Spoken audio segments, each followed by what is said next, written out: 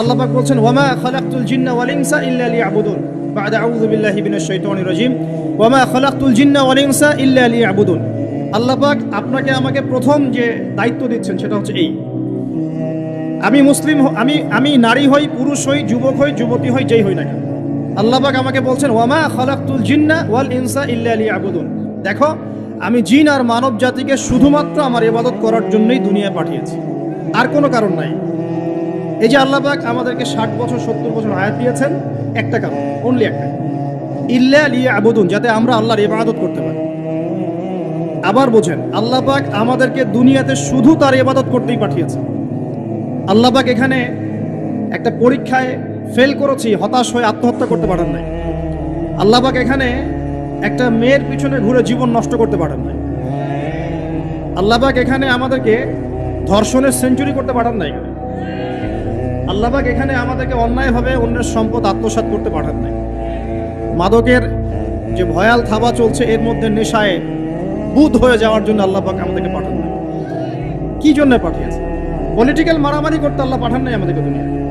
Social ক্ষমতার দ্বন্দ্বে লিপ্ত হওয়ার জন্য পাঠান নাই। মিলস, ইন্ডাস্ট্রিজ এন্ড ফ্যাক্টরিজের নেশায় বুধ হয়ে পরকাল ভুলে যাওয়ার জন্য আল্লাহ এখানে পাঠান নাই। আল্লাহ পাক একটা রিজনে পাঠিয়েছেন, অনলি একটা। এবং এই দায়িত্বটা আল্লাহ পাক কিন্তু কড়াই গন্ডায় উসুল করে নেবেন আমাদের কাছে। ভাববেন না আল্লাহ পাক এই পুরো মহাবিশ্ব খেলার ছলে সৃষ্টি করেছেন, এমন নয়। আল্লাহ পাক বলছেন আমি এই মহাবিশ্বকে খেলার ছলে সৃষ্টি করি নাই। ওয়ামা খালাকতুল জিন্না ওয়াল ইনসা, বলেন, ইল্লা লিয়াবুদুন, আমি শুধুমাত্র এবং শুধুমাত্র আমার ইবাদত করার জন্যে মানুষ আর জিনদেরকে সৃষ্টি করেছি। জিনকে আমরা দেখি না, আমাদের সাথে জিনরা আছেন। জিনের মধ্যে ভালো খারাপ আছে, ঠিক যেমন মানুষের মধ্যে ভালো খারাপ আছে। আর প্রত্যেকটা মানুষের সাথে একটা করে শয়তান জিন থাকে, যে মানুষকে খারাপ কাজে প্রলুব্ধ করে, যে নিজে খারাপ কাজ জোর করে করায় না, সে শুধু প্রলুব্ধ করে। সে বলে মাদকের মধ্যে শান্তি, ওয়াসওয়াসা দেয়, কাজটা বাস্তবায়ন করেন আপনি। সে বলে যে এটা তো ছেলে মেয়ের ফ্রেন্ড, বয়ফ্রেন্ড গার্লফ্রেন্ড কালচার, বন্ধুত্ব, এটা এমন কিছু নয়, জেনা করেন আপনি। সে বোঝায় যে টাকা পয়সা আর্ন করতে হবে, বউ বাচ্চাকে সিকিউর করতে হবে, সুদটা খান আপনি। সে বুঝায় যে তুই তো একসময় চলে যাবি, সন্তানদের জন্য কি রেখে গেলি, তখন ঘুষটা খান আপনি। সে বুঝায় যে অন্যের সম্পদ যদি আত্মসাৎও করি, শেষ বয়সে কাবা ঘরে গিয়ে হজ করে নিব, ব্যাস, দ্যাটস অল, আমার পুরো আমল নামা চকচকা হয়ে যাবে। এভাবে শয়তান ওয়াসওয়াসা দেয়, কিন্তু কাজটা করি আমরা। কোনো সময় কোনো সময় শয়তান দাড়ি টুপি পাগড়ি জুব্বাওয়ালা মানুষকেও নেক্সট স্রোতে ধোকা দেয়। কোন স্রোতে? এদেরকে বদ স্রোতে ধোকা দেয় না, নেক্সট স্রোতে ধোকা দেয়। সে একটা কাজকে কল্যাণ খায়ের মনে করেই এমন কিছু করে যেটা শয়তান তার সামনে ফুটিয়ে তোলে নেক হিসেবে, কিন্তু আসলে এর পিছনে একটা খারাপ উদ্দেশ্য ছিল। দাড়ি টুপিওয়ালা মানুষকে নেক্সট স্রোতে শয়তান ধোকা দিয়ে ফেলে। কোনো সময় ভিতরে অহংকার জন্ম দিয়ে দেয়, কোনো সময় ডিগ্রি সার্টিফিকেটের কামান্ড নিয়ে আসে, কোনো সময় নারী দিয়ে পথভ্রষ্ট করে ফেলে, আর কোনো সময় অর্থের প্রলোভন দিয়ে পথভ্রষ্ট করে। তো শয়তান কিন্তু কাউকে ছাড়ে না। আমি মূল জায়গায় আসি। প্রথম যে জিনিসটা এই বিশ্বটাকে ধ্বংস করছে এটা হলো বস্তুবাদিতা, যেটা আমাদের এই সমাজের মধ্যে এখন রন্ধ্রে রন্ধ্রে ঢুকে গেছে। আমি বলছি বারবার, স্ট্যাটাস অর্জন করতে কোনো সমস্যা নেই, কিন্তু যদি এই স্ট্যাটাস আমাকে আমার পরকালীন গোল থেকে সরিয়ে দেয়, তখনই সমস্যা। কারণ মৌত কাউকে ছাড়বে না, কবরও কাউকে ছাড়বে না, কিয়ামতের মাঠও কাউকে ছাড়বে না। আর আল্লাহ পাকের সামনে আমাদের সবাইকে ইন্ডিভিজুয়ালি হিসেব দিতে হবে, একজন একজন করে। এমন নয় 10 জন আসবে, তারপর 10 জন, তারপর 10 জন। নো, আব্দুল্লাহ তুমি আসো, আব্দুর রহমান তুমি আসো, এই মুহাম্মদ তুমি আসো, এই দাউদ তুমি আসো, একজন একজন। সো এই জিনিসটা যদি আমার মাথায় থাকে, তাহলে আমি কিন্তু বস্তুবাদী হতে পারবো না। আমি বলছি দুনিয়া আমার প্রয়োজন। আল্লাহ পাক কি বলেছেন? এই দুনিয়া হচ্ছে সিজনুল লিল মুমিন, নবীজি বলছেন, আর দুনিয়া সিজনুল লিল মুমিন, দুনিয়া মুমিনদের জন্য কারাগার। কারাগার মানে যেখানে আমি স্বতন্ত্র স্বাধীন নই।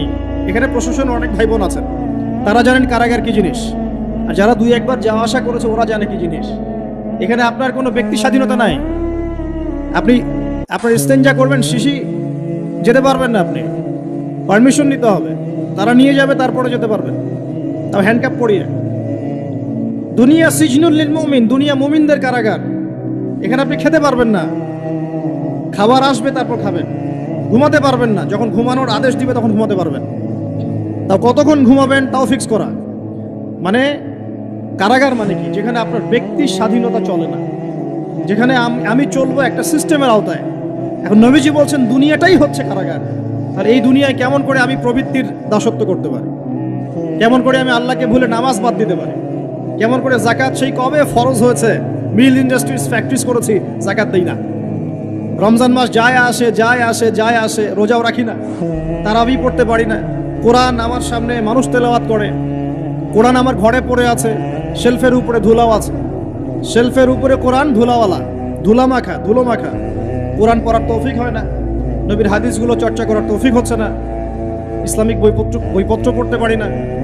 এই কারাগারের জীবনে বসি আমি একটা মেয়ের পিছনে দৌড়াচ্ছি, মাদক খাচ্ছি, জেনা করছি, কোনো সময় ধর্ষণ করছি, কোনো সময় সুদ খাচ্ছি, ঘুষ খাচ্ছি, দুর্নীতি করছি।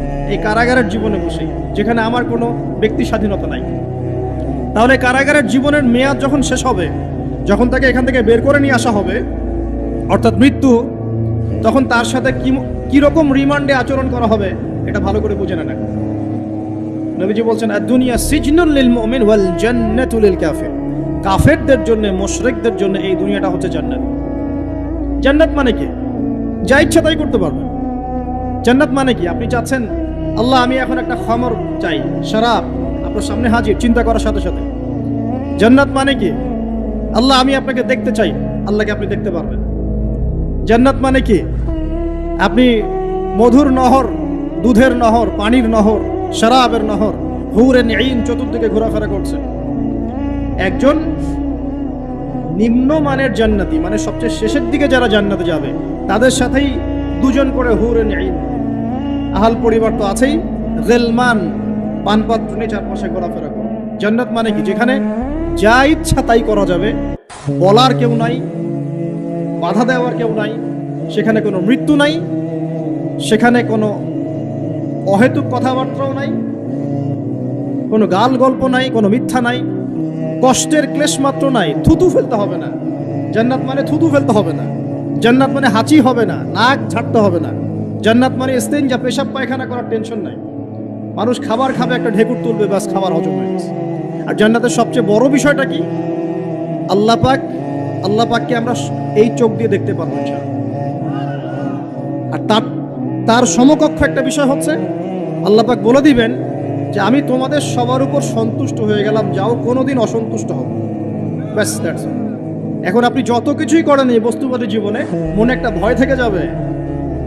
আপনি বিশ্ব নেতা হয়েছেন, বড় শিল্পপতি হয়েছেন, পলিটিশিয়ান হয়েছেন, ইকোনমিস্ট হয়েছেন, মনে একটা ভয় থেকে যাবে যে মরতে আমাকে হবেই, আল্লাহ আমাকে ধরবেই, হিসেব আমাকে দেওয়া লাগবেই, কবরে আমাকে একাই যাওয়া লাগবেই, আমাকে কিয়ামতের মাঠে দাঁড়াতে হবে আল্লাহর সামনে। মনে একটা ভয় কাজ করে, যদিও বাইরে মানুষ দেখায় যে কোনো ভয় নাই। মানুষ বাইরে অভিনয় করে, মানুষ সমাজের মানুষের সাথে বাইরে একটা অভিনয় করে। কোনো ক্ষেত্রে আমরা নিজেরাই নিজেদের সাথে অভিনয় করি। কথা সাহিত্যিক হুমায়ুন আহমেদের নাম শুনেছেন? ইন্তেকাল করেছেন।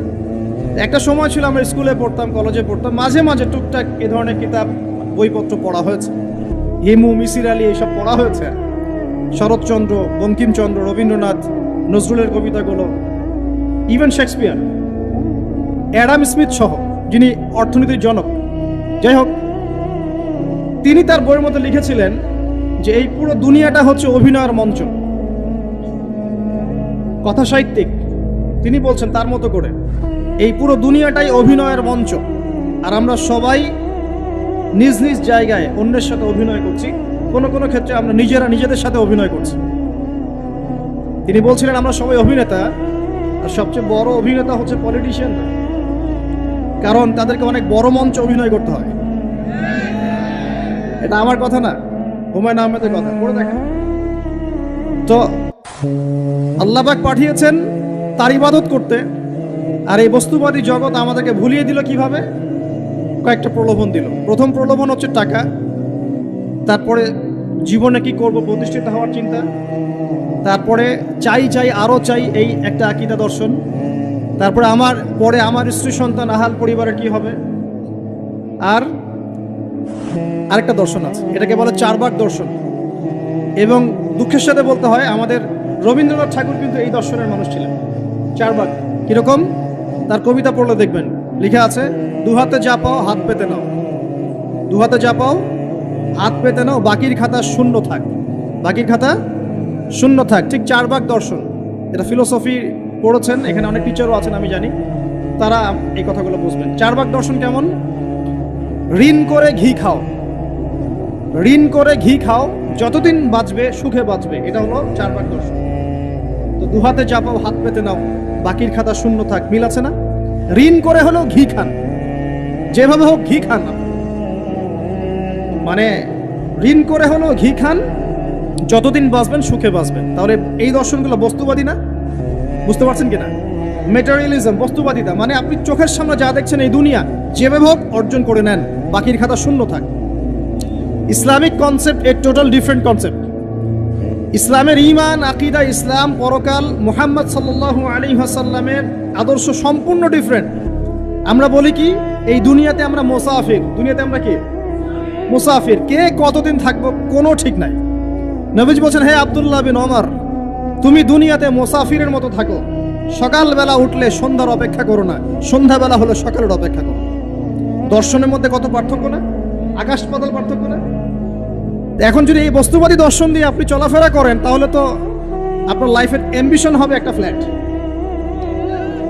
আর ওটা এনি হাও আপনাকে অ্যাচিভ করতে হবে, legal way or illegal way, আপনাকে অ্যাচিভ করতেই হবে, অ্যাচিভ করতেই হবে, যেহেতু আপনার মোটিভটা হচ্ছে মেটেরিয়ালিজম, বস্তুবাদিতা। আর নবী সাল্লাল্লাহু আলাইহি ওয়াসাল্লাম কি বলছেন, সকালে ঘুম থেকে উঠলে সন্ধ্যার অপেক্ষা করো না, সন্ধ্যাবেলায় থাকলে সকালের অপেক্ষা করো না। তুমি দুনিয়াতে মুসাফিরের মতো থাকো, তোমার যতটুকুতে দুনিয়া চলে যায় এতটুকুতে সন্তুষ্ট থাকো। নবীজি আরো বলছেন, তুমি কখনো উপরের দিকে চোখ দিয়ে হেঁটো না, রাস্তায় যখন হাঁটবে উপরের দিকে দেখো না, বরং তুমি দেখো যে তোমার নিচে কারা আছে। আবার বলছি, নবীজি বলছেন, তোমরা হাঁটবে যখন রাস্তায় চলাফেরা করবে, তোমাদের উপরের দিকে দেখবে না যে তোমাদের উপরে কারা আছে, অলওয়েজ দেখবা তোমাদের নিচে কারা আছে, তোমাদের চেয়ে খারাপ কারা আছে। এক ভাইকে আপনি দেখবেন আপনি সুস্থ, তার হাত নাই, আরেক ভাইকে দেখবেন আপনি সুস্থ, তার চোখ নাই। এক ভাইয়ের পা প্যারালাইজড হয়ে গেছে, এক ভাইয়ের বডি প্যারালাইজড, একজন হার্টের রোগী, একজন ডায়াবেটিসের রোগী, আপনি সুস্থ আছেন, অথচ ওই ব্যক্তির অনেক টাকা পয়সা আছে, আপনার নাই। এখানে কে ধনী বলেন দেখি, আপনি না সে?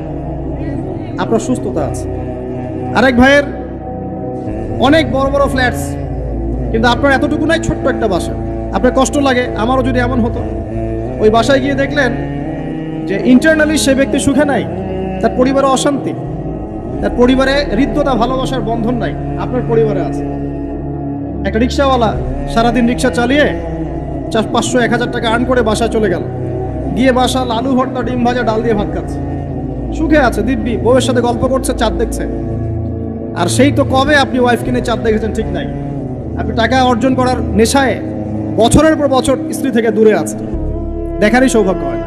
আসলে সুখ কাকে বলে, সুখটা কি জিনিস, ঢাকাবাসীকে সুখ বোঝানো দরকার। সুখটা কি জিনিস? সুখটা হচ্ছে ইন্টারনাল পিস। যখন আপনি বা আমি নিজেকেও বলছি, যখন আমরা আল্লাহকে পাবো, আল্লাহ পাকের ইবাদতের মধ্য দিয়ে, রাসূলের সুন্নতের মধ্য দিয়ে অল্পে তুষ্ট থাকতে পারবো, যা আছে এতে শুকরিয়া আদায় করব, আপনি কেউ নাই দুনিয়াতে। কিন্তু বস্তুবাদিতা আপনাকে এই আকীদা আদর্শ থেকে সম্পূর্ণ ডিমোটিভেট করে দেবে। আপনাকে খালি চাই আরো চাই, ওই যে দুহাতে যা পাও হাত পেতে নাও, বাকির খাতা শূন্য থাকার। আমাদের দর্শন দুহাতে যা পাও হাত পেতে নাও না, বরং দুনিয়াতে যতটুকু পাও এতটুকুতে সন্তুষ্ট থাকো, বাকির খাতা শূন্য থাক না, বাকির খাতা পূর্ণ হোক। মানে পরকালটা বাকির খাতা না, ওই পরকালের বাকির খাতাটা পূর্ণ হোক। প্রয়োজনে দুনিয়ার সব চলে যায় যাক, প্রয়োজনে দুনিয়ার সব যদি চলেও যায় যাক, তারপরে বাকির খাতা কি হোক? পূর্ণ হোক। এটাই আল্লাহ রাব্বুল আলামিন সূরা আ'লার মধ্যে বলছেন, বাল তুসিরুনাল হায়াতাদ দুনিয়া, তোমরা এই দুনিয়ার জীবনটাকেই প্রাধান্য দিয়ে থাকো। ওয়াল আখিরাতু খায়রুন ওয়া আবকা, কিন্তু আখিরাত হচ্ছে সবচেয়ে উত্তম এবং চিরস্থায়ী। তো প্রিয় ভাই এবং বোনেরা যারা আলোচনা শুনছেন, আজকে আমাদের প্রথম সবক হওয়া উচিত দুনিয়ার নেশায় আমরা না পড়ি। আল্লাহ পাক আমাদেরকে তৌফিক দান। এর মানে এই না আমরা দুনিয়ার প্রোগ্রেসে যাব না, অবশ্যই যাব, আমরা অবশ্যই যাব। পুরো নেশন জাতিগতভাবেই আমাদেরকে এই ওয়ার্ল্ডের সমকক্ষ তো হতে হবে, হবে কি না? আমরা কি ওয়ার্ল্ডের সমকক্ষ হতে পেরেছি?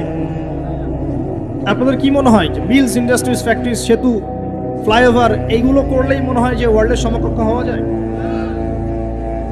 প্রত্যেক জনগণ ভিতর থেকে সুখী কিনা, তাদের অন্ন, বস্ত্র, চিকিৎসা, শিক্ষা, বাসস্থান, এই যে মৌলিক চাহিদা, বেকারত্ব ঘোচানো, 3 বেলা খেয়ে পরে বাঁচা, জীবনের অধিকার, সিকিউরিটি, এই জিনিসগুলো আমাদের নিশ্চিত হচ্ছে কিনা, এটা হচ্ছে আপনার উন্নতির মানদণ্ড। উন্নতির মানদণ্ড কি?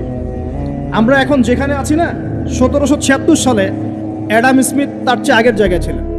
1776 সালে অ্যাডাম স্মিথ একটা বই লিখেছেন, তার নাম হচ্ছে যে দি ওয়েলথ অফ নেশন, এই কিভাবে একটা রাষ্ট্রের ওয়েলথ ফাংশন করে।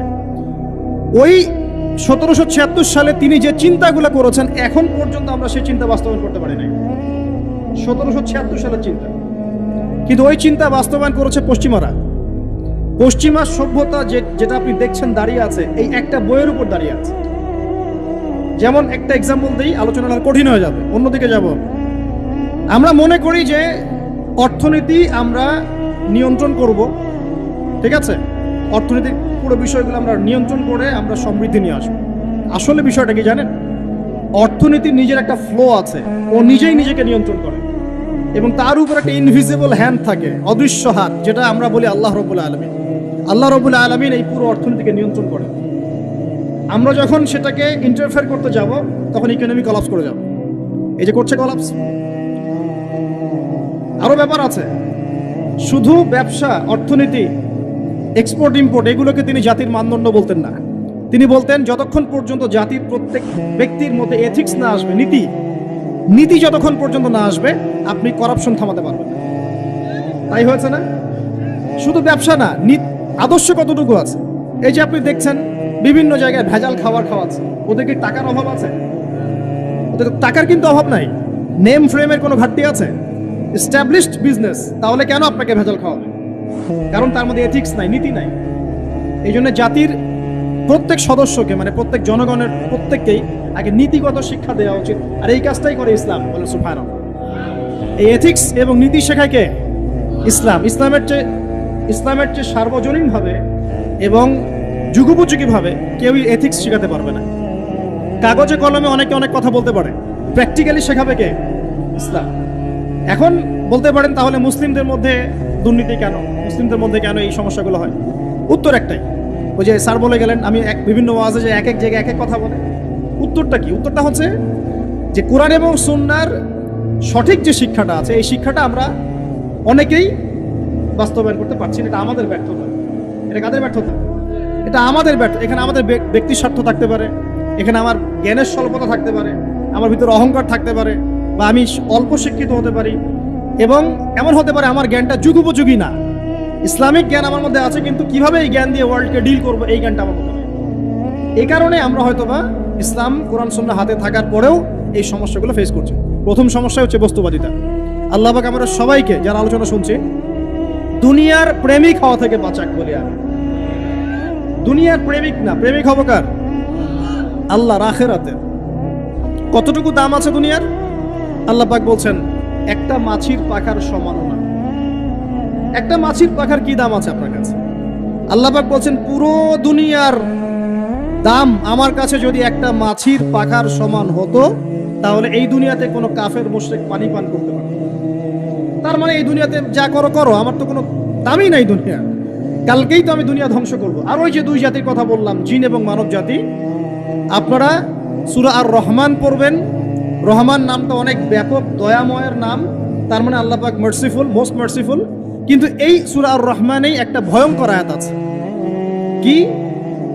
সানাফরুগু লাকুম আইয়ুহাস সাকলান। হে মানুষ এবং জিন, হে মানুষ এবং জিন, শীঘ্রই আমি তোমাদের দুইটা জাতিকে ডিল করার জন্য ফারেক হচ্ছি, অপেক্ষা করতে থাকো। মানে আল্লাহ পাক কুল্লা ইয়াউমিন হুয়া ফি শাআন, মানে আল্লাহ পাক কি করেন, সব সময় তার কাজে ব্যস্ত আছেন। মহাবিশ্বের তো গ্রহ নক্ষত্র গ্যালাক্সির অভাব নাই, মাখলুকের কোনো অভাব নাই। আল্লাহ পাক প্রত্যেকটা মুহূর্তেই তার কাজে ব্যস্ত আছেন, তার কাজে শানে ব্যস্ত আছেন। কিন্তু এই ব্যস্ততা থেকে ফারেক হবেন কাদের জন্য? মানুষ আর জিনের জন্য।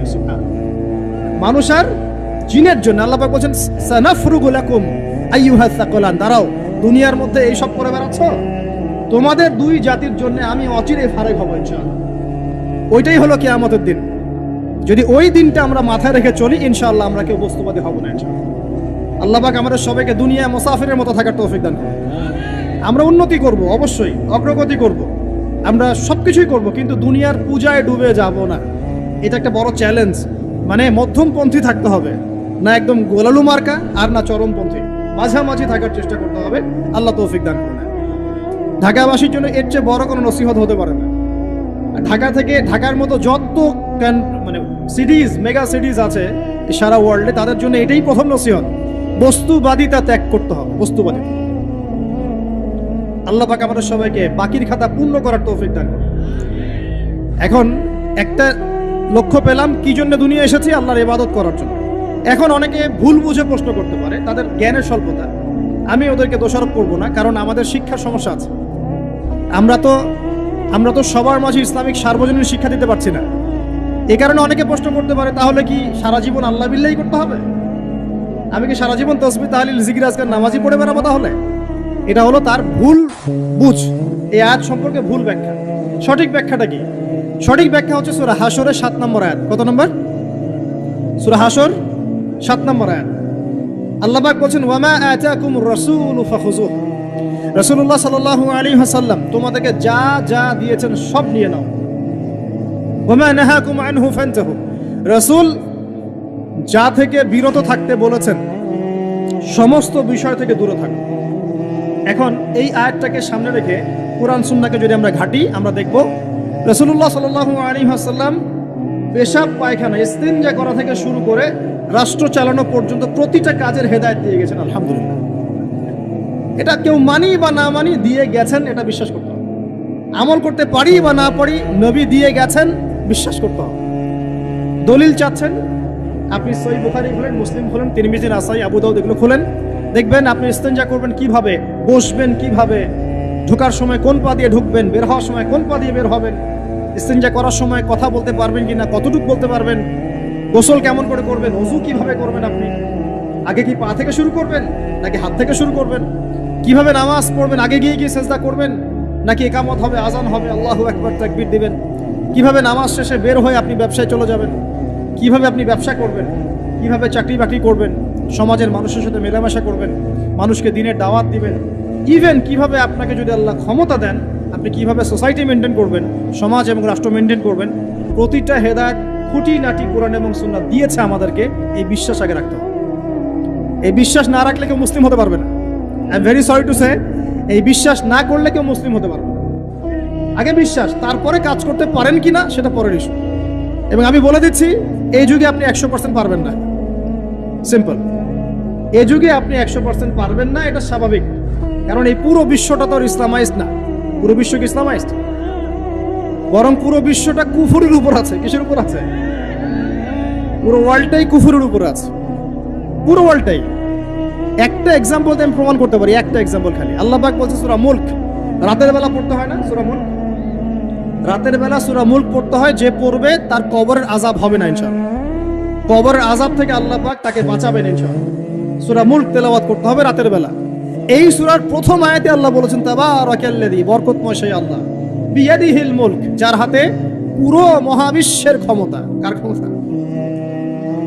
তাবারাকাল্লাযী বিয়াদিহিল মুলক, বরকতময় সেই আল্লাহ যার হাতে পুরো মহাবিশ্বের ক্ষমতা, সার্বভৌমত্ব। ক্ষমতার বাংলা কি বলতে পারি আমরা?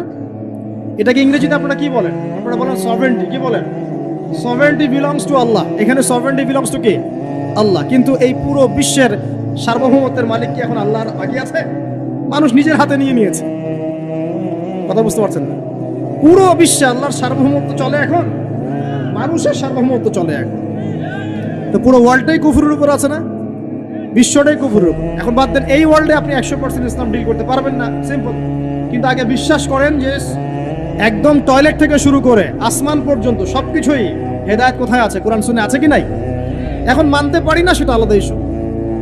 কেউ বিশ্বাস করেছে, মানতে পারে না, আল্লাহ তাকে মাফ করে দিবে ইনশাআল্লাহ। বিশ্বাস করেছি, মানতে পারিনি, আল্লাহ মানে বিশ্বাস করেছি, আমল করতে পারি নাই, হে আল্লাহ আমল করতে গিয়েছি, প্রতিবন্ধকতা পেয়েছি, সমাজ এমন ছিল না, বিশ্ব এমন ছিল না, আমি পারি নাই, আল্লাহ মাফ করে দাও। ইনশাআল্লাহ আল্লাহ মাফ করে দিবে ইনশাআল্লাহ। কারণ আল্লাহ পাক বলেছেন, কারো আমল নামায় যদি শিরকের পাপ না থাকে, যে কোনো গুনাহ আল্লাহ যাকে ইচ্ছা মাফ করে দিবে। আমল নামায় খালি শিরকের পাপ রাখা যাবে না, যে কোনো গুনাহ আল্লাহ যাকে ইচ্ছা মাফ করতে পারে। বুঝাচ্ছি, মনে করেন একজন জেনা করেছেন, আল্লাহ মাফ করুক। ওই জেনাকার ব্যক্তি যদি বিনা তওবাতেও মারা যায়, তওবা করে নাই, বিনা তওবাতেও মারা যায়, কালকে আমাদের মাঠে আল্লাহ পাক তাকেও মাফ করতে পারেন।